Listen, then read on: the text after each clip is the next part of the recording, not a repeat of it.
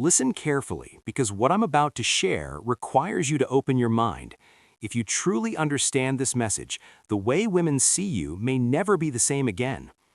There are certain things men casually reveal to women, believing it creates closeness or builds trust, but the reality is very different. Some things, once spoken, quietly destroy attraction. Women rarely say this openly, but when specific truths slip out of your mouth, the way she sees you can change forever. That's exactly why I'm here to tell you something most women will never openly admit. I'm going to show you what a man must keep to himself if he wants to remain respected, admired, and desired. Men who ignore this often end up confused, wondering why she slowly lost interest, why her energy changed, or why she stopped looking at him the way she once did. I don't want that happening to you, so pay close attention, maybe even take notes, and make sure you subscribe to this channel right now. What I'm about to share isn't just relationship advice, it's survival. It's about protecting your masculine edge in a world that constantly tries to dull it. Insecurities. The first thing you should never reveal to a woman is your deepest insecurities. Modern culture constantly tells men to open up completely, to expose every vulnerable thought and emotion. But the uncomfortable truth is this: women rarely respect a man who freely spills all of his weaknesses. It might feel like it builds emotional intimacy, but more often it slowly erodes attraction. Think about Marcus Aurelius, one of the greatest Stoic emperors in Roman history. What made him extraordinary wasn't the absence of doubt, it was how he handled it. While carrying the immense burden of ruling an empire, he privately wrote down his fears and reflections in his journal, which later became known as Meditations. But here's the crucial detail: those thoughts were never meant for public ears. They were written for himself alone, a method of strengthening his mind, not weakening his authority. Marcus understood something many men today forget. A man must learn to master himself quietly before he tries to speak with strength to others. When you tell a woman things like, "I'm afraid of losing everything," or "sometimes I feel like I'm not good enough," you plant a seed in her mind. In that moment, she might comfort you, she might even reassure you. But later, when life brings real challenges, those words can echo in her memory. And instead of seeing a man she can rely on, she may start noticing the cracks you revealed. Ask yourself honestly, do you want her questioning your strength when you need her confidence the most? Imagine if Leonidas, the Spartan king who stood with just 300 warriors against the massive Persian army, had turned to his men and said, "I'm terrified, I don't think we can win." Would they have followed him into battle? Of course not. True strength isn't the absence of fear. It's the discipline to carry it quietly while showing the courage the world needs to see. This doesn't mean suppressing everything forever. Instead, you process those emotions in the right places. Write them in a journal, talk to a trusted brother, a mentor, or even a therapist if necessary. But dumping your raw doubts onto the woman whose admiration you want is rarely wise. She doesn't want to carry your uncertainty. What she wants is the feeling that no matter how violent the storm becomes, you remain the rock. Seneca once said, "Man is affected not by events, but by the view he takes of them." The way you frame your struggles changes everything. When you present them as challenges you are actively overcoming, you inspire respect. But when you present them as insecurities that define you, that respect begins to fade. So the next time you feel tempted to confess every weakness just to feel lighter, pause for a moment and ask yourself, do I want temporary relief or lasting respect? Because one careless confession can permanently change the way she sees you. Never tell her how many women you've been with. The second thing you should never reveal is the exact number of women you've been with. Women are naturally curious, and sooner or later the question usually appears. She might casually ask, "So, how many girls have you been with?" Or, "Tell me about your past relationships." But here's where many men fall into the trap. The moment you answer directly, whether the number is high or low, you've already stepped into dangerous territory. If the number is high, she might quietly judge you.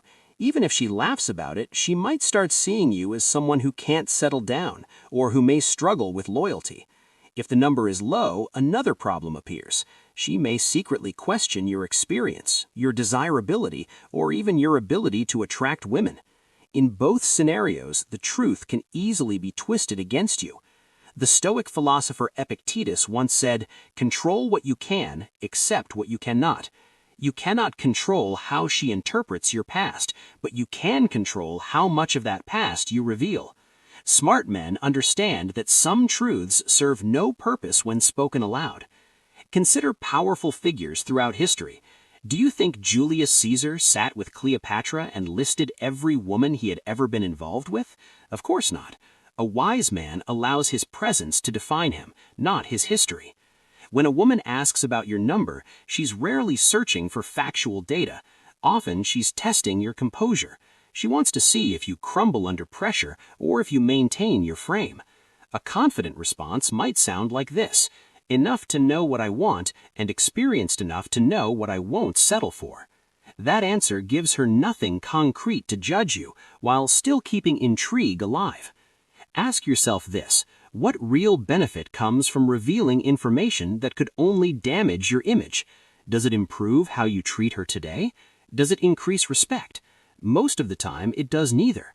Marcus Aurelius reminded himself never to boast about possessions because external things never truly define a man. What defines him is his inner command. So don't attempt to gain trust through unnecessary honesty. Instead, build it through consistency, integrity, and how you treat her now. Attraction thrives on a certain level of mystery, not total disclosure. So the next time she smiles and asks that tricky question, "How many women have you been with?" remember this: her respect depends less on the answer and more on your ability to stay composed. Silence, mystery, and self-control are often far more powerful than the truth. Money. The third thing you should never fully reveal is the truth about your money. Listen closely, because this mistake quietly ruins many men. Women are naturally wired to evaluate stability, provision, and lifestyle. The moment you reveal your exact income, you allow that number to define how she evaluates you. If you admit that you earn very little, she might begin to view you as limited or lacking ambition, even if you're currently building something meaningful. But revealing that you earn a lot brings another set of problems. Her expectations might suddenly rise, and she might unconsciously begin measuring your worth by how much you can provide. Either way, you've placed yourself inside a box. Seneca once wrote, "Wealth consists not in having great possessions, but in having few wants." Real power isn't about the size of your bank account. It's about how you control and manage what you have.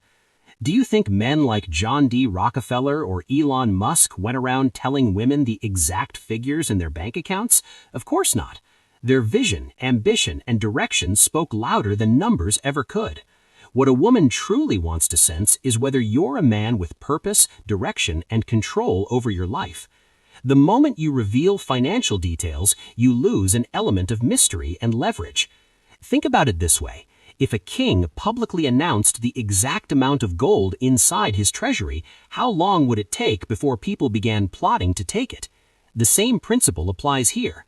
Announcing either wealth or scarcity exposes you unnecessarily.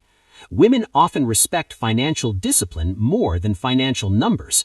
Marcus Aurelius reminded himself never to boast about possessions because external things never truly define a man.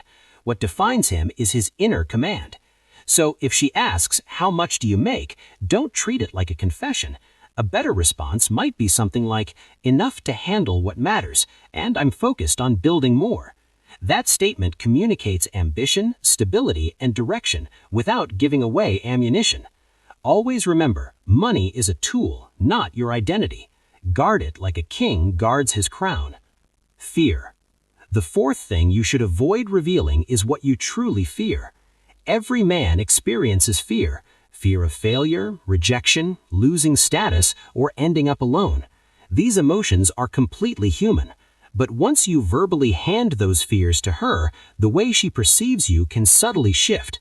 She might hug you in that moment. She might say she understands.